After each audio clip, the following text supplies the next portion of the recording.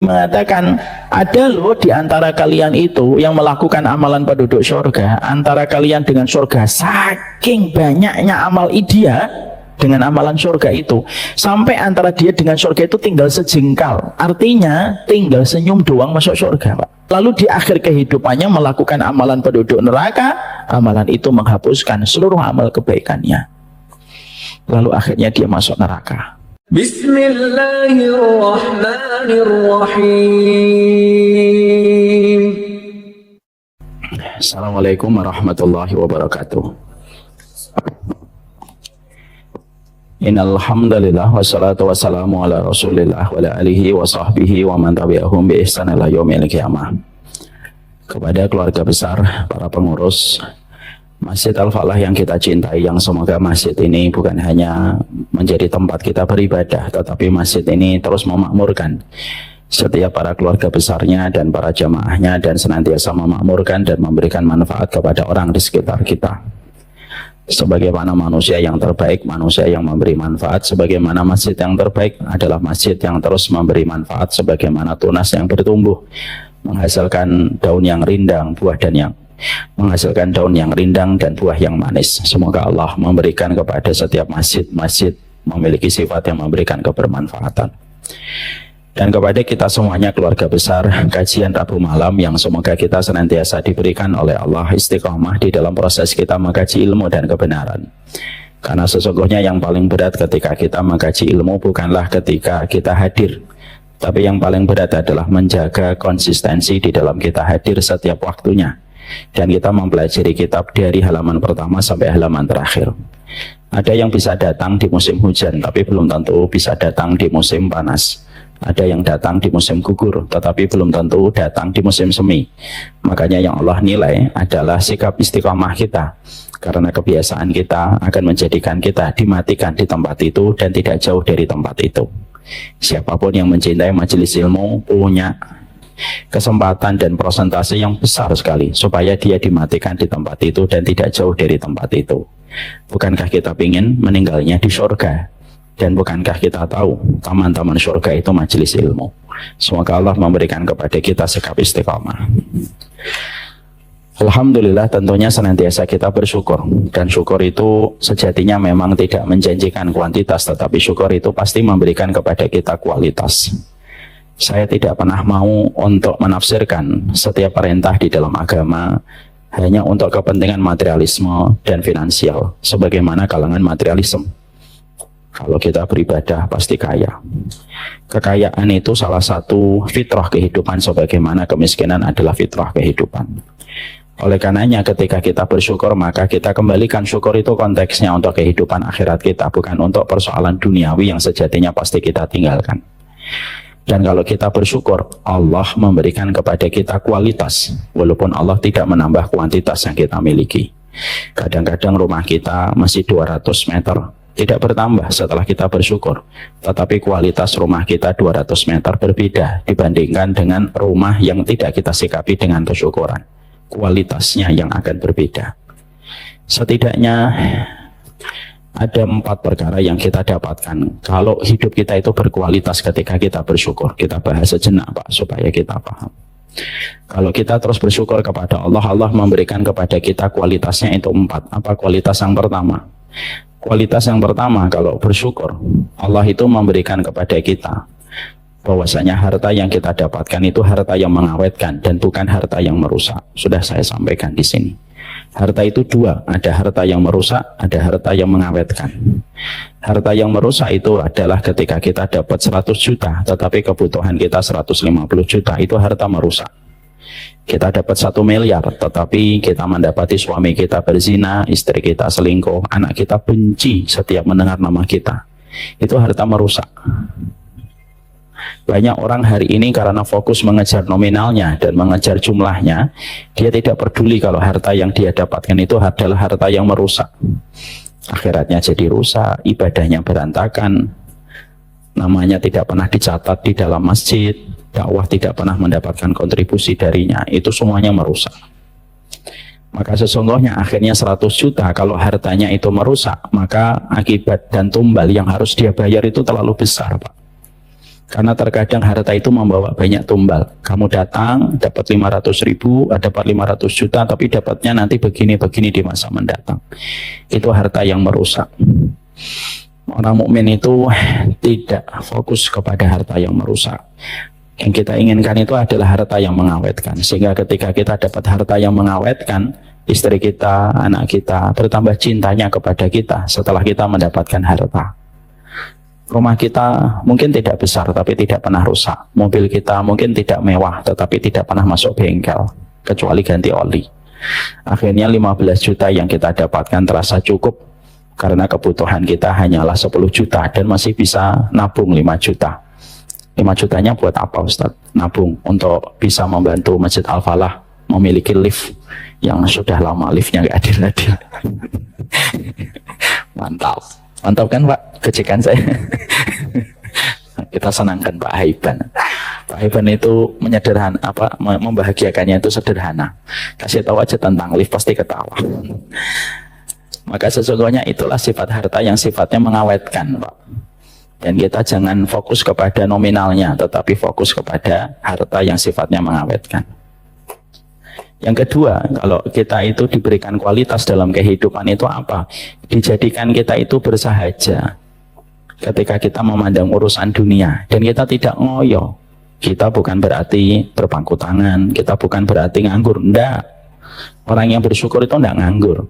Tapi ketika dia bekerja, dia tidak pernah overdosis. Karena yang merusak itu bukan kerjanya, tetapi yang rusak itu overdosisnya. Sehingga Nabi itu perlu untuk menerapkan kaidah waktunya. Karena Nabi itu orangnya lembut, ngomongnya tidak langsung sporadis, nggak langsung peterlek. Nabi itu mengatakan, ya sudahlah kayak burung, perginya pagi, pulangnya sore. Taqdu himason, perginya pagi kosong perutnya, sorenya pulang dalam kondisi penuh. Itu namanya bersahaja. Sehingga akhirnya masjid tetap mencatat nama kehadirannya. Dakwah dan ustadz tetap memberikan testimoni kalau dia hadir di tempat-tempat dakwah memberikan kontribusi. Kelingking kakinya masih nempeng dengan kelingking kaki anaknya ketika sholat. Dan orang di sekitarnya mendapatkan manfaat. Itu namanya orang yang mereka tetap nyari dunia tapi bersahaja. Dia memperbudak dunia dan dia tidak pernah diperbudak oleh dunia. Mungkin hartanya banyak Pak, tapi dia tidak pernah diperbudak oleh dunia. Dia tidak pernah bisa diatur oleh dunia. Sekali maunya mau ya mau, tidak mau ya tidak mau, sudah. Dia tidak pernah tunduk kepada urusan duniawi. Maaf ya Pak, kadang-kadang anak kita IP-nya 4 Pak, tapi masjid tidak pernah mencatat nama kehadiran anak kita. Kadang-kadang anak kita IP-nya 4, tapi dakwah tidak pernah merasakan kontribusi darinya. Orang itu hanya ngeritik dakwah aja. Wah, dakwah itu harusnya begini. Tapi anaknya 5 pun nggak ada satupun yang berkontribusi untuk dakwah. Orang pintar itu selalu disedot untuk kebutuhan industri. Dan biasanya dakwah itu hanya mendapatkan sisa. Makanya kalau dakwah masih begini-begini aja, yang salah bukan hanya mereka yang berdakwah. Mungkin yang salah adalah orang yang hanya mengkritik tetapi tidak pernah memberi kontribusi. Makanya saya kalau ngisi mahasiswa, ngapain kalian sekolah tinggi-tinggi 4 IP-nya gitu. Tapi kalau kalian tidak paham konsep kehidupan tertinggi, kehidupan akhirat, dunia tetap penting, tapi akhirat tetaplah terpenting. Maka sesungguhnya kalau harta, kalau rezeki kita itu memberikan kualitas dalam kehidupan kita, kita bersahaja. Kita tidak ngoyo. Dan sekali lagi kita yang memperbudak dunia dan dunia tidak pernah memperbudak kita. Dan alangkah bahagianya orang yang mereka itu memperbudak dunia dan dunia tidak pernah memperbudak dirinya. Itu yang kedua. Yang ketiga, yang kita dapatkan kalau kita sudah mendapatkan kualitas dalam kehidupan kita, sesungguhnya kualitas kehidupan kita menjadikan kita itu tidak pernah menghitung-hitung dunia. Karena terkadang sifatnya manusia itu menghitung-hitung dunia terus tidak ada habisnya. Pikiran yang dibenci oleh Allah itu bukan hanya berpikir mesum, tapi berpikir yang dibenci oleh Allah itu orang yang terus berpikir tentang dunia, dihitung-hitung terus Pak. Dari 500 kapan 700, dari 700 kapan 1M, dari 1M kapan 1,5M, terus saja.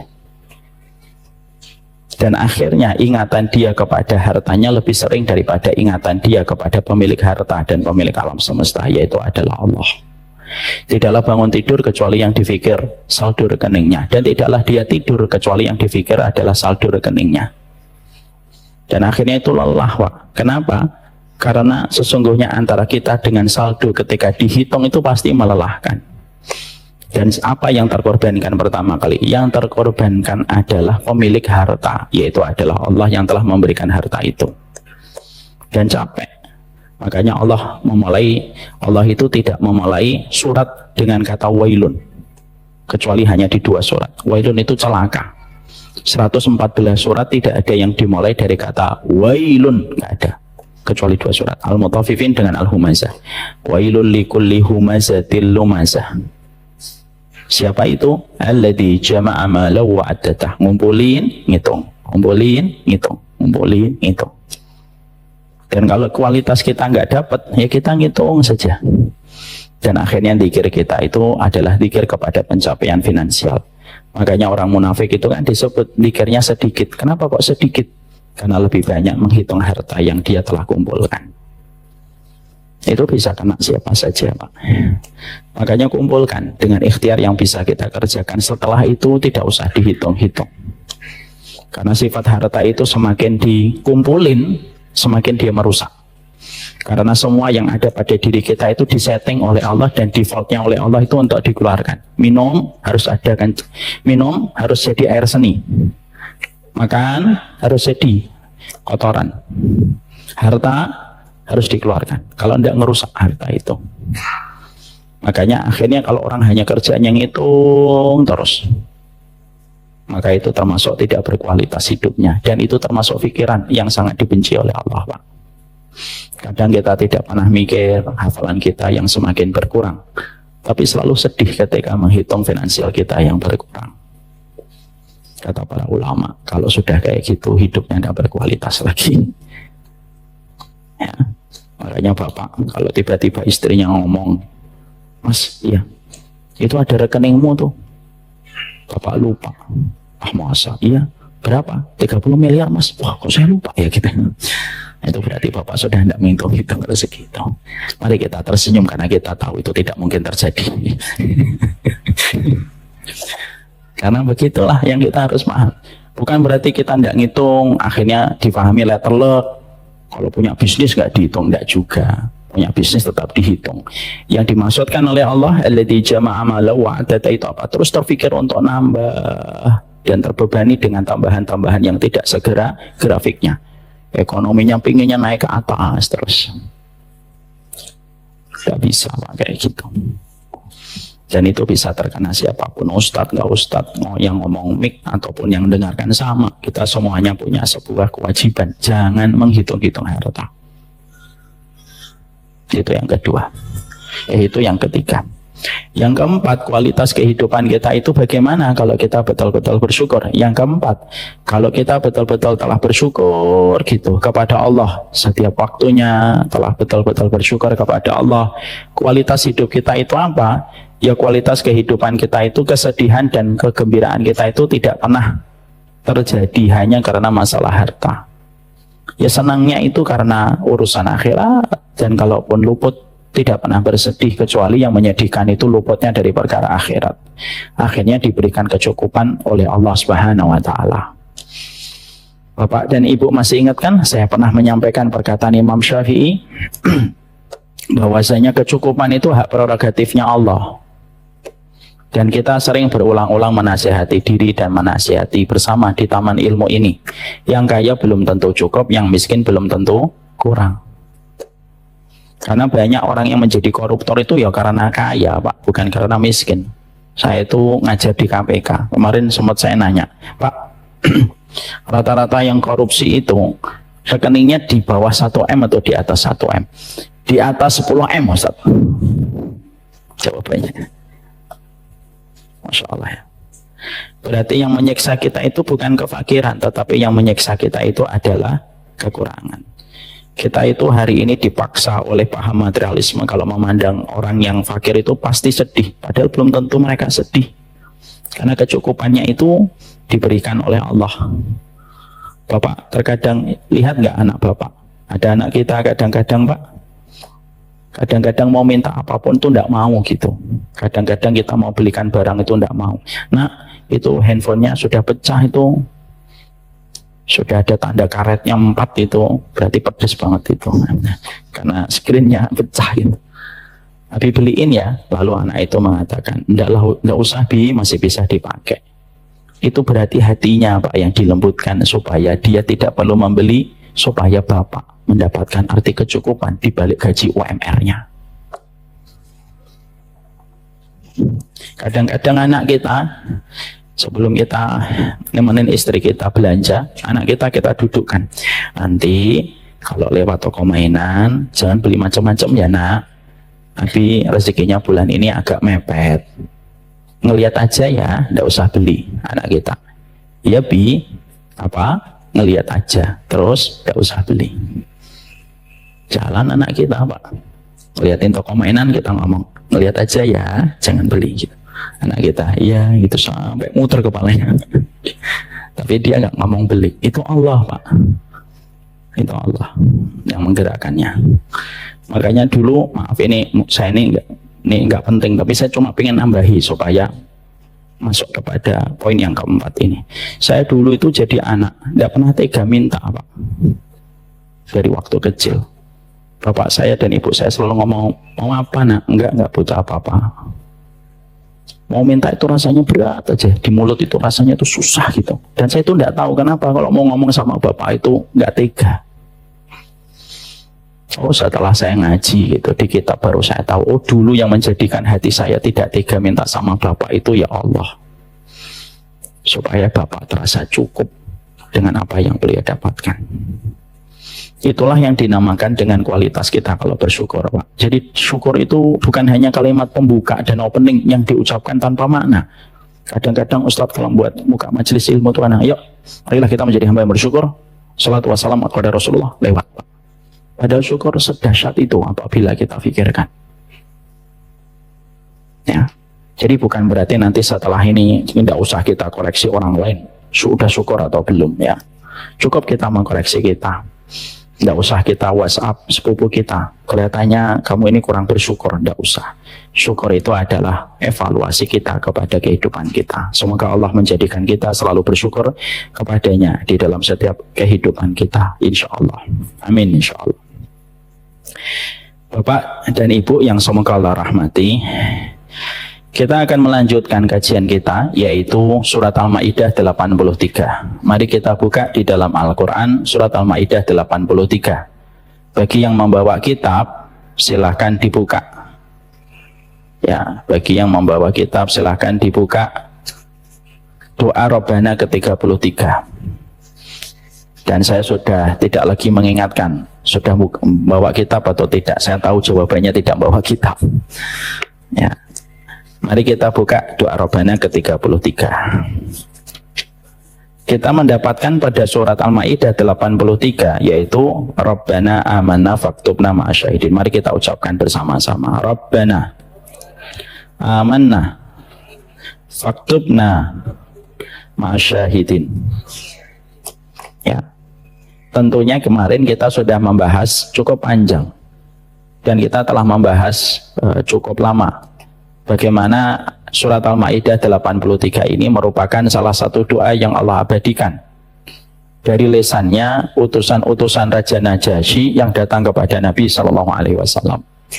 Raja Najasyi itu merupakan seorang raja di Habasyah yang dia menjadi muslim dan dia mendapatkan hidayah keislaman dan merupakan raja yang menjadi sebab disyariatkannya sholat jenazah yang dilakukan oleh Nabi dari kota Madinah untuk Raja Najasyi. Maka kelengkapan dari ayat itu ketika Allah menyampaikan wa idza sami'u ma unzila ila rasuli tara ayunahum tafidu minad dam'i mimma arafu minal haqqi yaquluna rabbana amanna faktubna ma'asyahidin.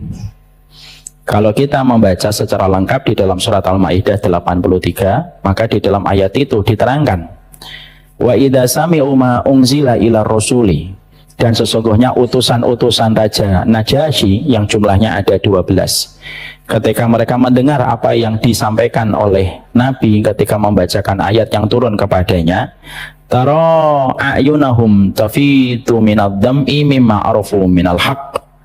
Maka sesungguhnya Allah itu mengagumi bagaimana tetesan air mata mereka. Maka Allah menyampaikan tara a'yunahum, kamu akan melihat bagaimana mereka meneteskan air mata ketika mereka mengetahui kebenaran. Lalu mereka berkata, Rabbana amanna faktubna ma'asyahidin.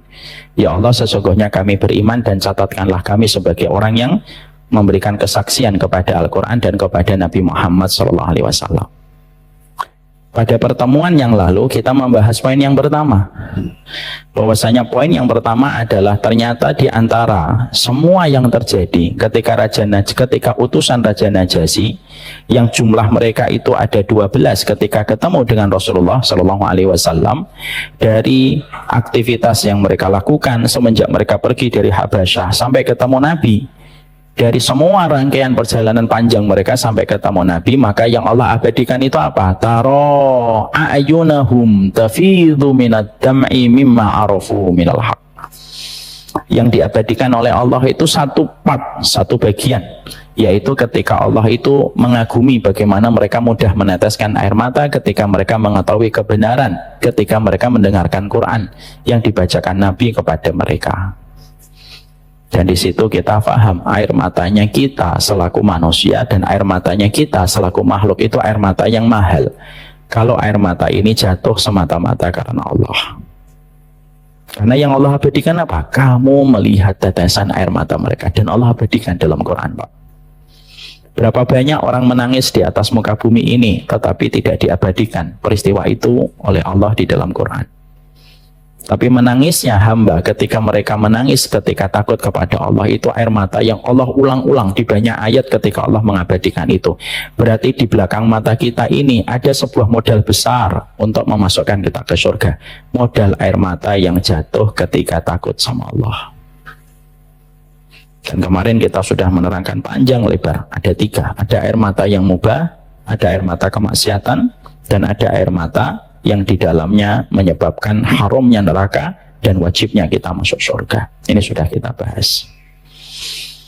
Makanya kita mendapati Ibnu Umar itu berkata, sesungguhnya aku menetes air mataku karena takut kepada Allah di waktu sendirian. Tidak ada satupun orang yang tahu tetesan air mata itu kecuali aku dan Allah. Lebih aku cintai daripada sedekah dan infak 1000 dinar. Dan kita paham 1000 dinar itu sekarang itu hampir 5 miliar, Pak.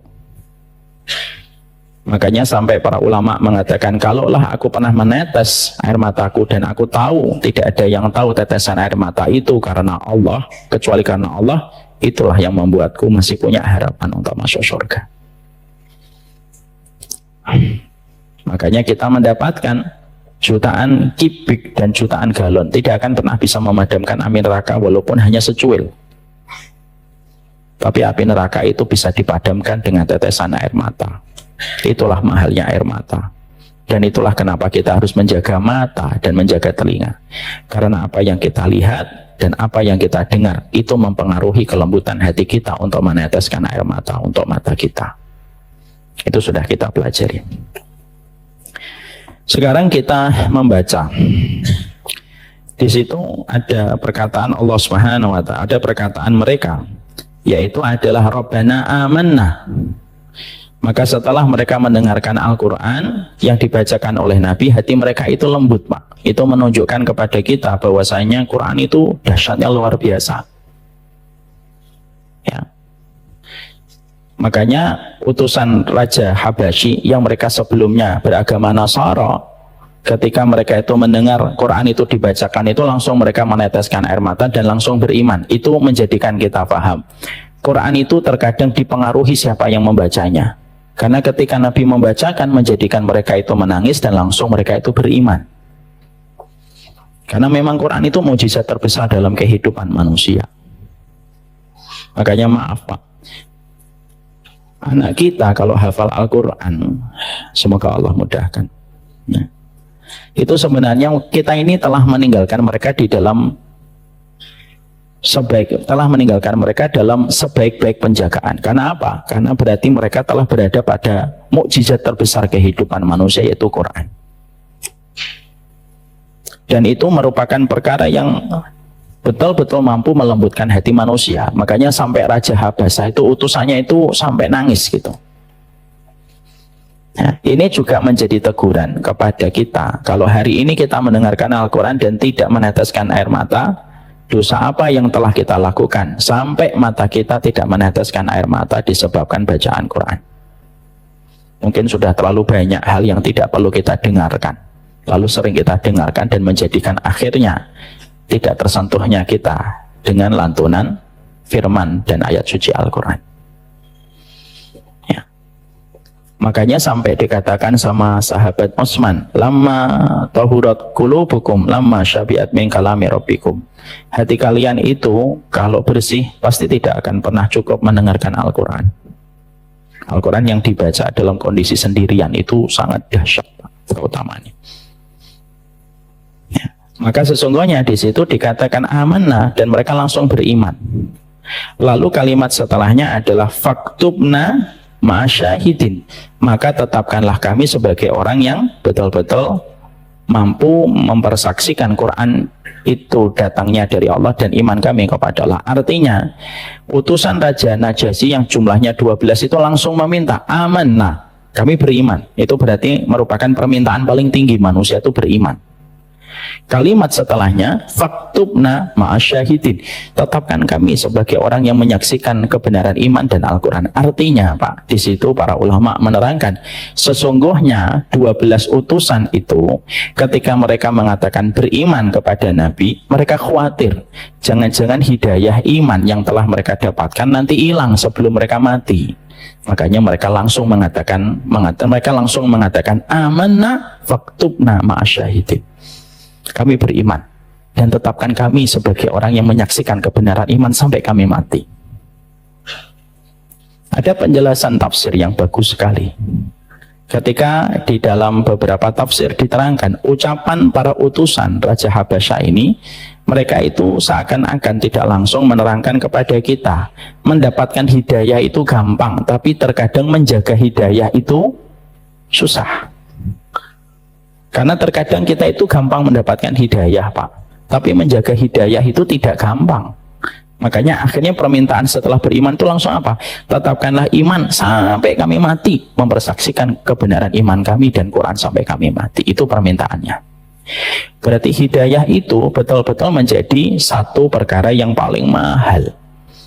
Dan hidayah itu tidak ada fungsinya kalau kita mendapatkan di musim semi, tetapi hidayah itu hilang di musim gugur. Hidayah itu tidak ada faedahnya kalau kita mendapatkan di awal bulan tetapi hilang di akhir bulan. Karena terkadang hilangnya hidayah itu lebih cepat daripada hilangnya kuda ketika tidak ditambat kepada tempatnya. Hidayah itu cepat hilang Pak. Ya. Makanya akhirnya kita menjumpai dan mendapati tidak ada permintaan yang paling banyak kecuali permintaan Nabi itu selalu meminta hidayah. Jadi ada keterangan dari Anas bin Malik ketika Anas bin Malik itu berkata, aku ini memperhatikan doanya Nabi dan tidak ada yang paling banyak dari doanya Nabi itu kecuali meminta hidayah. Makanya perhatikan dalam satu riwayat. Anas radhiyallahu anhu kana Rasulullah sallallahu alaihi wasallam yuksir ayyakula ya muqallibal qulub sabit qalbi ala dinika.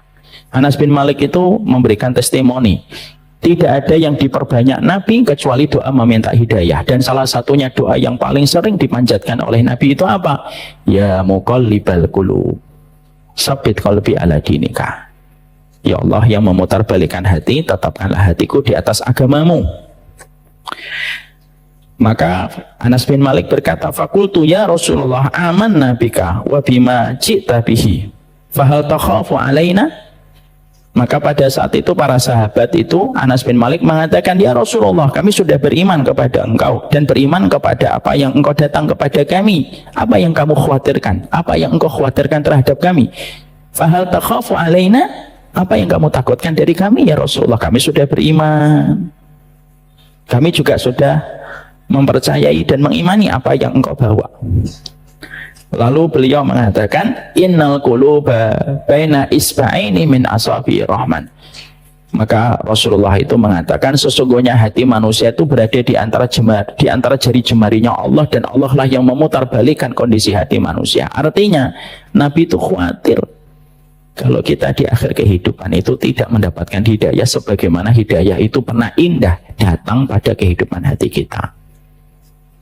Makanya ada satu hadis yang membuat kita harus waspada. Ketika Nabi mengatakan bahwasanya ada penduduk surga, fa inna ahadakum la ya'malu bi amali ahlil jannah hatta yakuna bainahu wa bainaha illa dira'un fayasbiqu alaihi alkitab fayamalu bi amali ahlin nari hatta yadkhuluha. Makanya Nabi itu mengatakan kepada kita sebuah riwayat, yang riwayat ini membuat kita jangan sampai merasa berada pada zona nyaman pada iman, karena zona nyaman iman itu tidak ada. Harusnya terus waspada.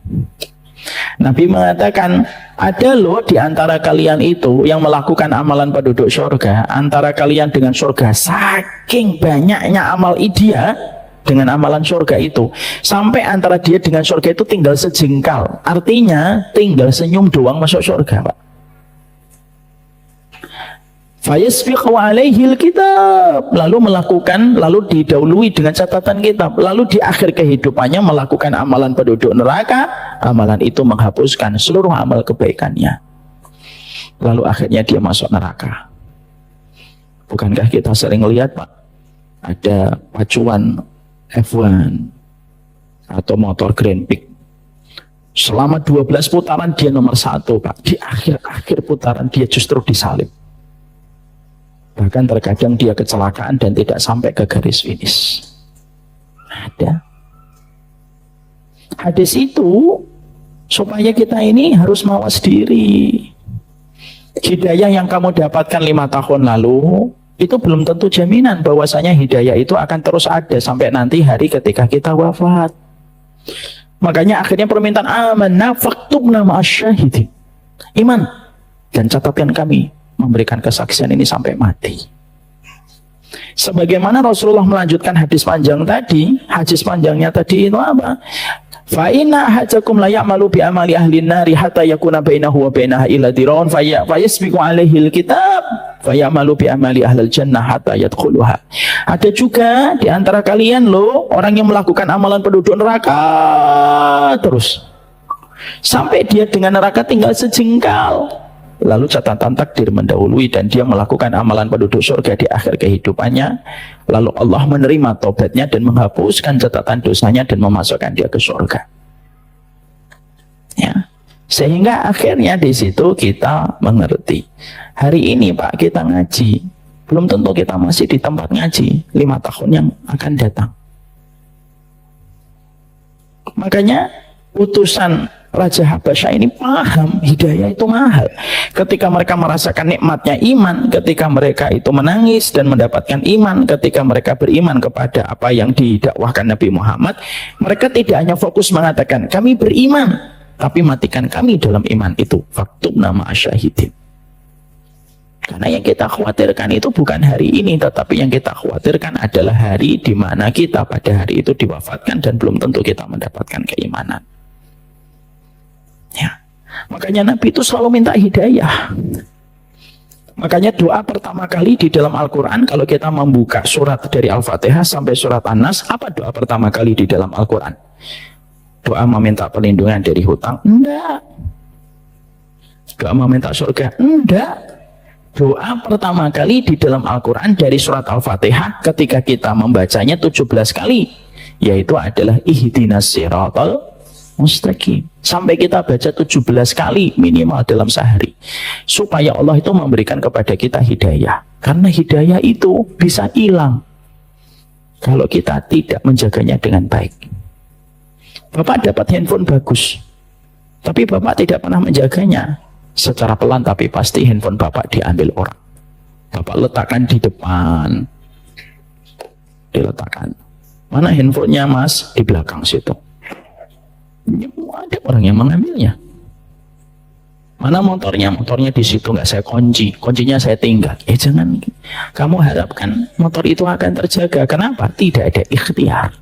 Ikhtiar itu yang penting, Pak. Makanya kenapa kita akhirnya disuruh taklim tiap waktu, disuruh ikut kajian, ada dzikir pagi, ada dzikir sore. Kenapa ada kekuatan habit yang ditanamkan sama Allah? Dan itu termasuk power of repetition. Kita disuruh ulang-ulang terus, Pak. Kemarin sholat, sekarang sholat, besok sholat, lusa sholat, terus dzikir pagi juga gitu. Tadi pagi dzikir pagi, besok dzikir pagi. Tadi sore dzikir sore, besok dzikir sore, terus kita. Habitnya itu dibangun oleh Allah dengan perulang-ulangan yang sama. Itu karena tujuannya satu, menghangatkan hidayah yang sudah kita dapat. Ya, Bapak pernah mikir nggak kenapa kita kok suruh terus dikirnya sama lagi, besok dikir lagi, besok dikir lagi gitu. Repetitionnya itu terus berulang supaya kamu tuh, supaya Allah punya alasan untuk membolak-balikkan hatimu di dalam ketaatan. Makanya akhirnya itulah yang menjadikan kita memahami gitu. Ketika hidayah itu diminta terus oleh Nabi, dan itu merupakan doa pertama yang ada di dalam Quran, sampai Nabi itu minta hidayah. Maka Imam Ibnu Katsir itu berkata, kenapa sekelas Nabi, sekali bernabi itu masih minta hidayah? Padahal kan beliau sempurna, maksum, mahfud, beliau terjaga. Tapi kenapa sekali bernabi itu masih minta hidayah, Ustaz? Karena apa? Ayat yang kelima pada surat Al-Fatihah yang kita baca, itu juga dibaca Nabi. Bukan berarti Nabi Muhammad melewati ayat itu dan tidak membaca ayat itu. Ayat itu juga dibaca Nabi dalam sholat. Lalu pertanyaan kita, kalau sekali bernabi saja masih minta hidayah, bukan hanya di dalam sholat, bahkan di luar sholat, kata Anas bin Malik dalam testimoninya, yuksir, Nabi itu memperbanyak perdoanya itu masalah hidayah. Pertanyaan kita kenapa? Imam Ibnu Katsir jawab, karena Nabi itu khawatirnya besar kalau tidak mampu menjaga hidayah sampai mati. Itu sekelas Nabi. Apalagi kita, Pak. Makanya salah satu ayat yang membuat Nabi sampai begitu berat gitu merasakan perintah ayat itu, yaitu di dalam surat Hud. Ketika Nabi mengatakan di dalam surat Hud itu apa? Fastaqim kama umirta wa man taba ma'aka wa la tatghaw. Saya carikan dulu ayatnya. Maka sesungguhnya Nabi itu diperintahkan di dalam surat Hud ayat yang ke-112. Ayat ini dikatakan oleh para ahli tafsir, ketika ayat ini turun, Nabi itu rambutnya langsung nambah beberapa ubannya, tasyayya babihi. Jadi Nabi itu rambutnya beruban. Jadi Nabi kalau mendapatkan perintah yang berat itu rambutnya beruban. Ya, jadi kalau bapak dan ibu ngeliat Ustadz rambutnya beruban, mungkin mikirin umat. Rambutnya Rasul itu beruban. Pada ayat apa Nabi itu beruban rambutnya? Surat Hud 112. Apa sih? Diperintahkan jihad sampai beruban? Bukan. Diperintahkan untuk sedekah yang banyak? Bukan. Tapi ayat yang membuat Nabi itu beruban itu adalah fastaqim kama umirta wa man taba ma'aka wa la tatghaw. Istiqomah ya Muhammad terhadap apa yang diperintahkan kepadamu. Wa man taba ma'aka, bersama orang yang bertobat di dalam hidupmu, wala tatghaw, jangan melampaui batas. Perintahnya kan tampaknya lah, kok kelihatannya ayatnya ringan-ringan aja.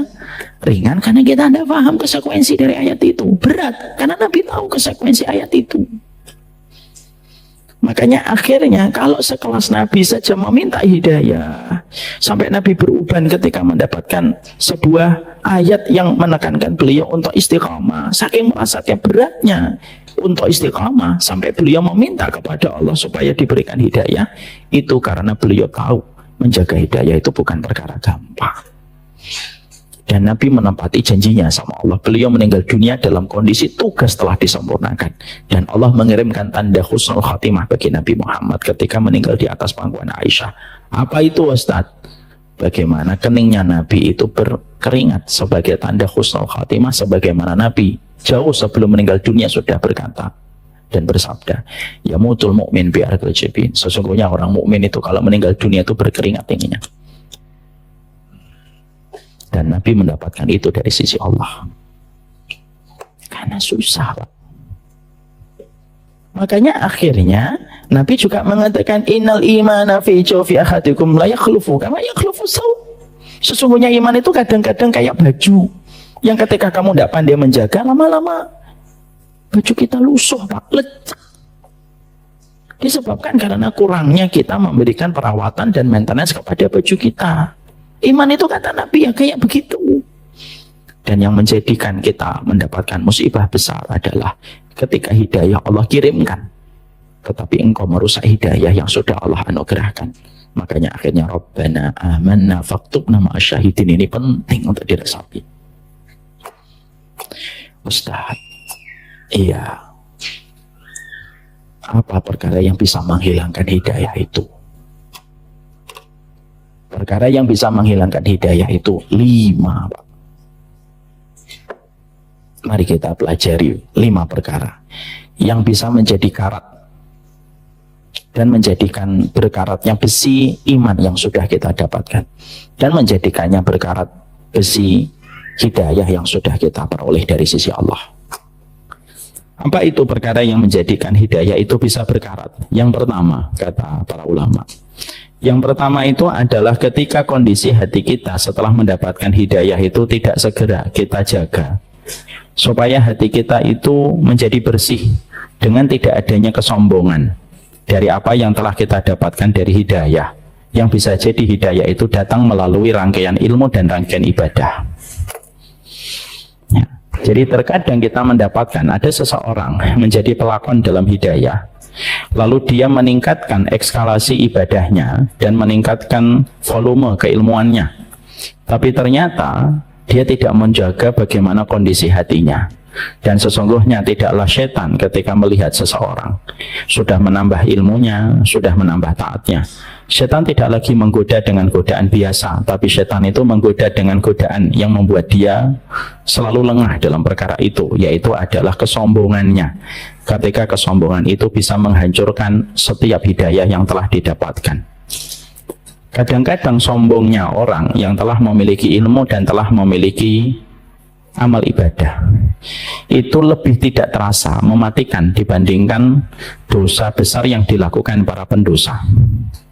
Karena kalau para pendosa melakukan dosa dan kemaksiatan itu mereka merasa betul dosa dan kemaksiatan itu betul-betul mereka sesali. Pendosa itu sebenarnya kalau minum khamr di dalam hati kecilnya yang paling dalam dia tahu itu salah.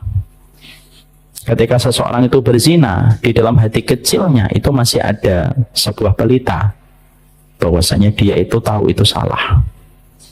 Tetapi ketika orang itu sudah mendapatkan hidayah, lalu mereka tidak konsisten untuk menjadi penjaga hatinya, maka ketika dia termasuki dengan sebuah penyakit yang bernama kesombongan, mendeteksi kesombongan itu susah, Pak.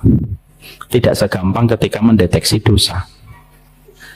Makanya para ulama menjelaskan di dalam kitab-kitab mereka, kalau kita mendapati kisah nyata, ada seorang ulama, ada orang yang mereka terus melakukan ketaatan, tetapi matinya murtad, penyebabnya satu, yang paling penting, dominan.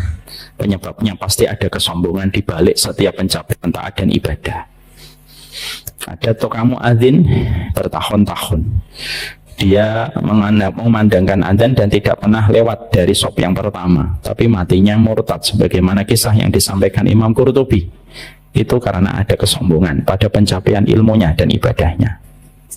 Kita mendapati Abdullah Al-Qasimi, salah satu ulama di awal abad 19, lalu akhirnya dia murtad ketika dia justru menjadi pembela sosialisme dan komunisme. Para ulama memberikan penjelasan, ada kesombongan pada hati dan kepada jiwa. Sombongnya orang yang sudah hadir di taman ilmu, mendeteksinya itu susah, Pak, dibandingkan mendeteksi minuman keras yang diambil sama seorang preman ketika menegaknya di dalam terminal. Karena ini paling lembut. Padahal kita mendapati sebagian syariat itu disyariatkan, salah satunya menjaga supaya kita itu tidak memiliki anak tangga menuju kepada kesombongan. Kenapa kita di dalam sunnah diperintahkan untuk menyembunyikan amal, Pak? Dan menyembunyikan amal itu lebih baik daripada memperlihatkan amal, supaya tidak sombong. Makanya kan menyembunyikan amal itu dihargai oleh Allah dengan harga yang mahal sekali. Bukan karena hanya sekedar limited edition, tapi menyembunyikan amal itu menjaga hati kita supaya tidak sombong. Kenapa kita tidak boleh memuji orang di depannya langsung? Itu supaya orang itu tidak sombong. Makanya orang ketika ada yang memuji kita, kita itu diperintahkan untuk menaburi pasir di wajahnya dan mukanya. Ini maaf ya, bukan dipahami letterlek, Bapak akhirnya bawa pasir kemana-mana. Tetapi kenapa ada sebuah sunnah bahwasanya kita disuruh menaburi tanah, pasir kepada orang yang memuji, supaya orang memuji itu paham pujianmu itu terkadang bisa menjadikan orang itu sombong. Jangan dipuji, Pak. Kalau ingin muji seseorang itu di belakangnya saja. Kenapa kita kalau dipuji akhirnya selain kita disuruh menaburkan tanah, disuruh berdoa, Allahumma la tu'akhidni bima yaqulun waghfirli bima la ya'lamun waj'alni khairan mimma yadhunnun. Ya Allah, janganlah engkau siksa aku atas pujian dia kepada diriku. Ya, jadikanlah aku lebih baik daripada apa yang dia prasangkakan kepadaku. Dan ampunilah apa yang tidak mereka ketahui tentang aibku. Kenapa ada doa itu kalau kita dipuji dalam sunnah nabawiyah? Supaya kita tidak sombong, Mbak. Karena memang sesungguhnya sebagian dari syariat itu disyariatkan itu supaya menutup celah-celah untuk bisa menjadi sombong dalam kehidupan. Dan ironisnya hari ini terkadang yang paling susah dan paling banyak itu bukan sombong dengan harta dan bukan sombong dengan jabatan. Tapi yang paling parah itu ya sombong dengan ilmu dan ibadah. Berulang-ulang saya menyampaikan perkataan para ulama, sombong itu ada 3 macam. Yang paling parah nomor 3. Masih ingat kan? Ada yang sombong dengan jabatan, Pak. Karena jabatannya tinggi, Pak. Jabatannya tinggi sekali, sehingga orang itu ada di kaki bawahnya. Dia sombong, Pak. Itu tercela, tapi bagaimanapun logika kita masih memaklumi. Ya wajar memang jabatannya tinggi. Ada yang kedua, sombong dengan harta. Hartanya banyak, Pak. Saking banyaknya itu kadang kita mengatakan uangnya tidak ada nomor serinya. Makanya orang kalau sudah terlalu kaya kadang-kadang, Pak, itu Pak uangnya jatuh 100.000. Malas ngambil, Mas, ambil aja kita. Maka ada orang yang mereka itu sombong dengan uangnya, walaupun tercela, Pak. Tapi bagaimanapun logika kita masih memaklumi. Yang paling parah nomor 3, kata para ulama, sombong dengan ilmu agama yang dia pelajari dan sombong dengan pencapaian ibadah. Itu sombong yang paling tercela. Kenapa? Ilmunya belum tentu 100% benar. Ibadahnya belum tentu 100% diterima sama Allah. Lalu dia menjadi sombong, itu sombongnya datang dari perkara mana saja. Makanya Wahab bin Munabbih rahimahullahu ta'ala mengatakan, inna lil ilmi tughyanan kama anna lil mali tughyan. Sesungguhnya orang yang punya ilmu itu punya bakat untuk sombong, sebagaimana orang yang punya harta punya bakat untuk sombong. Ya, jadi yang punya bakat untuk sombong itu bukan hanya orang kaya di balik jabatan dan di balik kekayaannya. Yang punya bakat untuk sombong itu orang yang punya ilmu juga punya bakat untuk sombong.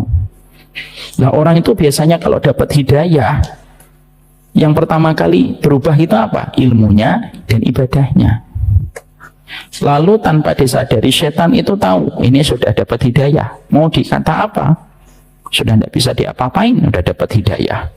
Maka yang dilakukan itu menjadi penumpang gelap di balik titik lemahnya mereka, di balik pencapaian ilmunya dan di balik pencapaian ibadahnya. Naiklah setan di situ dan menjadi penumpang gelap.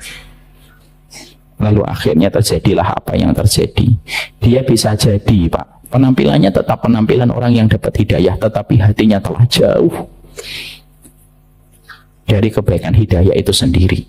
Dia bisa nutupin dengan penampilan, hatinya tidak bisa ditutupin, hatinya telah jauh dari Allah ketika dia sudah gagal mendapatkan hidayah itu. Ya, makanya akhirnya Umar bin Khattab itu paling benci sama orang yang sombong di balik ilmu. Makanya sampai keluarlah golden quotes-nya orang Umar bin Khattab radhiyallahu anhu. Apa itu perkataan beliau yang terbiasa ketika beliau itu mengatakan, inna lil ilmi salasu maratib. Sesungguhnya ilmu itu punya 3 tingkatan, punya 3 lingkaran, punya 3 tahapan. Faman dakhalaha fi syibril awal takabbara, faman dakhalaha fi syibri tsani tawadhu'a, faman dakhalaha fi syibri tsalis alima annahu ma ya'lam. Makanya kita mendapati perkataan dari Umar bin Khattab Ilmu itu punya 3 tahap. Siapa yang memasuki putaran pertama, dia sombong. Siapa yang memasuki putaran kedua, dia belajar tawadhu. Dan siapapun yang telah memasuki putaran terakhir, dia merasa dia tidak tahu apa-apa. Itu Pak. Makanya orang kalau dapat ilmu, sudah sibuk aja ngaji dulu. Jangan sibuk konten. Sombong kamu nanti. Jangan sibuk-sibuk membuat akun. Jangan sibuk-sibuk membuat channel. Nanti nikmati dulu proses berilmumu. Jaga hatimu. Buktikan kalau kamu itu sebagai penuntut ilmu. Jangan nyari musuh dulu. Nyari ilmu kok nyari musuh. Orang yang beriman kayak gak ada bedanya dengan orang khawarij aja yang suka-suka untuk mengkafirkan dan menyesatkan orang muslim. Makanya akhirnya kesombongan itu yang terasa begitu luar biasa. Makanya penjagaan para ulama itu apa? Penjagaan para ulama itu terhadap kesombongan, masalah pencapaian ilmu. Makanya akhirnya kan saya sudah sering menyampaikan, Ibnu Taimiyah itu Pak, paling khawatir dia. Ibnu Taimiyah, ulama besar, itu paling khawatir kalau bisa sombong terhadap ilmu dan ibadahnya. Makanya beliau itu sering sekali kalau tiba-tiba merasakan ada setitik kesombongan pada hatinya itu, dia berkata sambil nepuk-nepuk dadanya, iya karena butuh wa iya karena stain, iya karena butuh wa iya karena stain. Ya Allah, kepadamu kami menyembah dan kepadamu kami meminta pertolongan. Artinya apa sih korelasinya? Kenapa seorang Ibnu Taimiyah seakan-akan dalam tanda petik meruqyah hatinya dengan membacakan ayat itu? Kalau sedang khawatir terjangkiti dengan sombong, karena Ibnu Taimiyah itu sedang berbicara pada dirinya. Yang kamu sombongkan apa? Ibadahmu, ilmumu, taatmu, itu semuanya karena pertolongan Allah, bukan karena kamu yang hebat. Dan orang itu sombong itu banyak dengan ilmu Pak. Dan saya sampaikan, orang yang sombong dengan ilmu terkadang penampilannya tetap penampilan hidayah. Hatinya sudah jauh terlempar dari pusaran hidayah. Ketika sudah sombong dengan ilmu. Makanya biasanya preman tidak akan sombong dengan ilmu, karena dia tahu dia berdosa. Dia tahu dia itu adalah orang yang bermaksiat. Makanya kadang-kadang ada preman itu diajak ke masjid itu merasa tidak pantas. Ayo Pak, ke masjid. Tidak pantas, Ustaz. Tatonya saya aja lebih banyak daripada kulit saya, Ustaz. Gitu. Dia merasa tidak pantas. Merasa dirinya itu kotor di hadapan Allah. Terkadang itu jauh lebih baik daripada ketika kita memiliki ilmu, tetapi ilmu itu ditunggangi setan untuk menjadikan kita menjadi tinggi. Rahmatnya Allah itu tidak pernah mencari hati yang meninggi, dan rahmat Allah itu tidak pernah mencari jiwa yang melangit. Tapi sesungguhnya rahmatnya Allah itu menyapa kepada hati yang merendah, dan sesungguhnya rahmatnya Allah itu menyapa kepada jiwa yang merendah. Air hujan itu Mak, selalu mencari tempat yang rendah untuk berkumpul. Makanya kita mendapati air hujan itu dari tempat tinggi ke tempat rendah. Air hujan itu diibaratkan oleh para ulama itu kayak perjalanan hidayah dan rahmat. Dia terus turun Pak, nanti baru berhenti di tempat yang rendah ketika di situ ada cakungan atau wadahnya untuk berkumpul. Itulah air hujan, itulah yang dinamakan dengan rahmat. Ya, makanya terkadang sampai kita mendapatkan gitu, mana yang lebih baik, kita datang sama orang berilmu yang ada kesombongannya, atau kita datang sama orang yang belum terlalu berilmu tetapi memiliki sejuta rasa tawadhu pada hatinya. Para ulama mengatakan lebih baik yang kedua daripada yang pertama. Yang paling afdal berilmu lagi tawadhu. Jadi kesombongan itu yang menghilangkan hidayah. Dan saya ingatkan Pak, sombong ketika membakar hidayah, ketika sombongnya dalam ilmu dan ibadah, maka sungguh sombongnya orang dalam ilmu dan ibadah itu penampilannya tetap penampilan hidayah. Paham maksud saya? Penampilannya tetap penampilan hidayah Pak. Hatinya yang sudah terlempar jauh tanpa disadari olehnya. Ya. Ketika dia itu sudah tidak lagi mendapatkan kebaikan. Makanya para ulama dan para sahabat itu mereka itu merendah. Tidak ada yang pernah menyombongkan. Maaf ya Pak. Kita pernah melihat masa-masa fitnah antara Muawiyah dengan sahabat Ali. Pernah melihat itu? Ya, fitnah. Dan kita menyikapinya dengan ayat tilka ummatun qad khalat. Itu umat yang sudah lewat. Tapi yang menarik adalah ketika sahabat Muawiyah berperang dengan sahabat Ali dan mereka terlibat konfrontasi antara sahabat Muawiyah dengan sahabat Ali, yang sangat menarik sekali itu adalah sahabat Ali itu tidak pernah sama sekali menjelaskan keutamaannya di depan Muawiyah. Sahabat Ali tidak pernah ngomong, kamu tahu gak Muawiyah, saya ini penduduk surga. Yang ngomong Nabi, saksinya banyak. Dan kamu tahu nggak, istriku itu penduduk surga, anakku 2, Hasan dan Husain, penduduk surga. Nggak pernah sahabat Ali mengatakan itu. Padahal ketika mengatakan itu, apa yang dikatakan beliau itu hak. Dan tidak sama sekali beliau merekayasa. Memang istrinya seorang penduduk surga, Fatimah bintu Muhammad radhiyallahu anhuma. Anaknya Hasan dan Husain, penghulu para pemuda di surga radhiyallahu anhuma. Bapak mertuanya Nabi Muhammad, pemegang kunci pertama gerbang surga dibuka, Nabi Muhammad, Pak. Dan tidaklah Nabi ketika memilih Ali menikah dengan putri tercintanya itu pasti pikirannya panjang, Pak. Kenapa? Ikhtiyarur rajul dalilu unwanu aqli. Pilihan seseorang itu menunjukkan kadar kualitas dia berpikir. Tapi yang menarik, Ali bin Abi Thalib itu tidak pernah sama sekali ngomong Muawiyah memerangi kok penduduk surga kayak kita.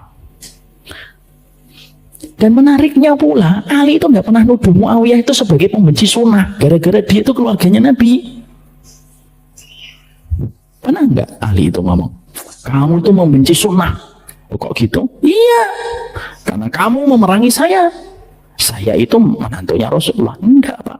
Hari ini kadang-kadang ada orang, ada ustadz nggak disukai sama orang, lalu orang komen, kamu membenci sunnah gara-gara membenci guru kamu. Lalu kamu katakan dia membenci sunnah. Enggak gitulah cara kita di dalam mendapatkan hidayah ilmu. Umar bin Khattab pun sama, Pak. Umar bin Khattab itu saking beliau itu sudah jadi jaminan, Pak. Coba bayangkan, saya ajak Bapak untuk memikirkan Umar ya. Bayangkan Umar. Umar itu orang yang dikatakan oleh Nabi, aku melihat istana putih, gede sekali, indah sekali istana itu, wahai Umar. Dan aku menyangka itu untukku, ternyata itu milikmu. Itu kata Rasulullah. Orang yang masih hidup sudah dibuatkan istananya oleh Allah Subhanahu wa taala, istana putih yang megah dalam hadis riwayat Bukhari. Orang yang ada garis hitam di pipinya karena saking banyaknya menangis. Tapi seorang Umar bin Khattab pun beliau merasa khawatir terus di hadapan Allah kalau beliau itu tidak merasa pede kalau beliau itu masuk surga. Makanya kata-kata yang beliau sampaikan menjelang kematiannya itu apa? Wailun waili li ummi illam yarhamani rabbi. Celaka aku, celakalah Umar kalau aku tidak mendapatkan rahmatnya Allah. Padahal Nabi sudah mengatakan kamu itu penduduk surga. Dan itu diulang-ulang Nabi dalam beberapa riwayat. Masya Allah. Itu menunjukkan kepada kita bahwasanya orang dulu itu luar biasa mereka menjaga hatinya. Makanya hidayah tidak mungkin terjaga sampai kepada penjagaan hati. Makanya Imam Al-Ghazali rahimahullahu ta'ala berkata, kamu dapat ilmu tapi tidak menjaga hatimu sama dengan kamu mendapatkan air putih yang bersih tetapi tempatnya kotor. Selesai, Pak. Ini air putih kalau tempatnya misalkan nggak dicuci 2 tahun misalkan, ini dicuci nggak Pak? Dicuci kan ya? Saya khawatir dicuci. Air putih ini kalau ditempatkan di tempat gelas yang nggak dicuci, enggan kita menengoknya, enggan pula kita meneguh airnya, Pak. Minum Ustaz, nggak liatin gelasnya, lumutan gelasnya. Bekas bibirnya ada 200 bibir itu kelihatannya belum dicuci. Makanya perkataan Imam Ghazali itu bagus banget. Kamu dapat hidayah tapi kamu tidak menjaga hati, itu sama persis kamu dapatkan air, tapi kamu tidak membersihkan tempatnya. Sama kamu mendapatkan sate Padang, enak sekali. Enggak, jangan sate Padang. Di sini nggak dikenal sate Padang. Sama dengan kamu mendapatkan seroto. Seroto. Terus, saya boleh lanjutin nggak ini? Boleh kan? Kamu mendapatkan seroto dan mendoan, tapi tempatnya itu piringnya kotor, Pak. Kira-kira kita mau nggak ngambil? Nggak mau, Pak. Banyak orang yang mereka mendapatkan ilmu, hatinya kotor, Pak. Sombong, rendahin orang, petantang petenteng, gitu. Seakan-akan dia doang yang baca kitab. Jangan gitulah. Jangan gitu ya, Dek. Jangan gitu. Maka sesungguhnya itu sama dengan kita, itu mendapatkan sebuah mendapatkan makanan enak tapi tempatnya kotor, Pak. Akhirnya apa? Makanan itu tidak ada yang tega mengambilnya. Tidak ada yang tega mengambil, Pak. Makanya akhirnya penyakit pertama itu sombong. Kalau Bapak dapat kisah orang ahli Yahudi, laki-laki Bani Israel, beribadah 500 tahun, matinya murtad. Ada muadzin berpuluh-puluh tahun mengadani sholat sof yang pertama, matinya murtad. Semua kisah nyata yang pernah terjadi di masa lalu tentang perjalanan orang yang matinya itu mati murtad, seluruh para ulama tazkiyatun nafas sepakat pasti ada kesombongan, sampai Allah enggan menerima ibadahnya dan membiarkan dia mati dalam kondisi yang buruk. Kan mungkin kita tanya, saya pernah ditanya, Ustadz, ada ahli ibadah yang sering diceritakan para ustadz, termasuk Ustadz Umar juga, kata beliau. Dia ahli ibadah, bertahun-tahun, berpuluh-puluh tahun, tapi matinya murtad. Kenapa Ustadz? Bukannya dia sudah beribadah? Harusnya kan dapat pertolongan. Terus pertanyaan beliau, seorang ibu itu, di mana Allah ketika dia sudah lelah beribadah kepada Allah? Kenapa Allah membiarkan dia mati murtad, Ustadz? Pertanyaan itu terjawab di dalam kitab. Orang bisa jadi ibadah bertahun-tahun, tapi bisa jadi ibadahnya tercampuri dengan kesombongan. Allah tidak ada hajat. Fungsinya manusia itu at-tadarru' wat-tadallul. Fungsinya hamba itu ya merendah dan menghinakan. Itu fungsinya kita, Pak. Ibadah itu kalau ditanya fungsinya untuk apa sih? Untuk merendahkan kita dan menghinakan kita di hadapan Allah. Jadi syariat itu bukan untuk angkat kita. Syariat itu merendahkan. Tadarru', kamu merendah. Wa tadallul, kamu menghinakan dirimu. Itulah yang dinamakan dari tujuan syariat itu. Makanya kita memohon betul kepada Allah supaya Allah senantiasa memberikan kepada kita kerendahan hati. Jangan sampai kita menjadi tinggi. Mari Pak, kalau kita penuntut ilmu aja dulu. Nikmatin proses ngaji, habiskan kitab. Gak usah buru-buru buat konten.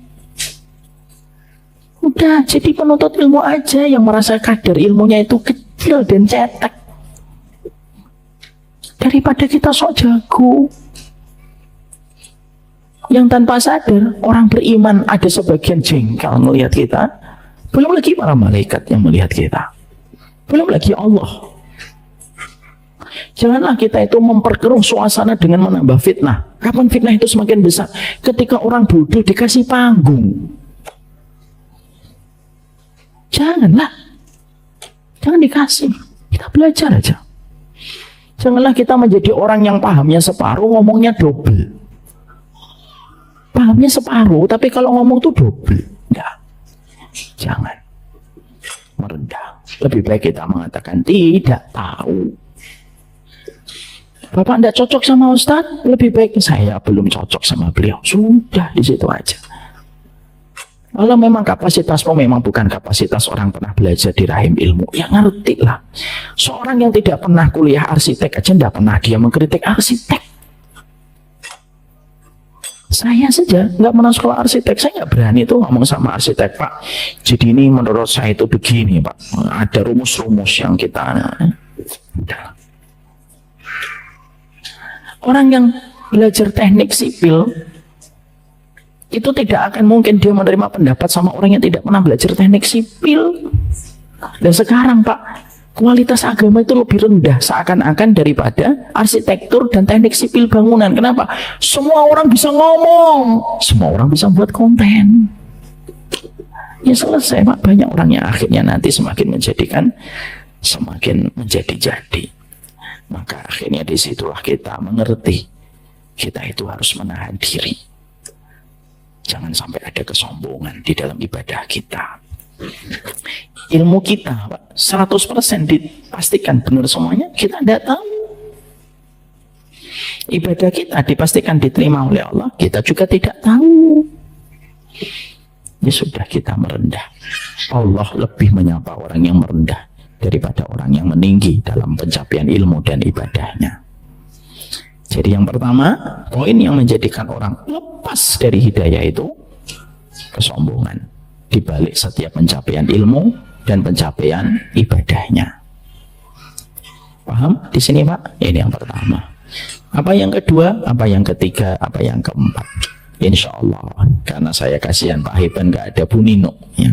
Biar Pak Hiban cepat ketemu sama Bu Nino. Kita cukupkan poin yang kedua, ketiga, keempat, kelima pada pertemuan kita pekan depan. Insya Allah.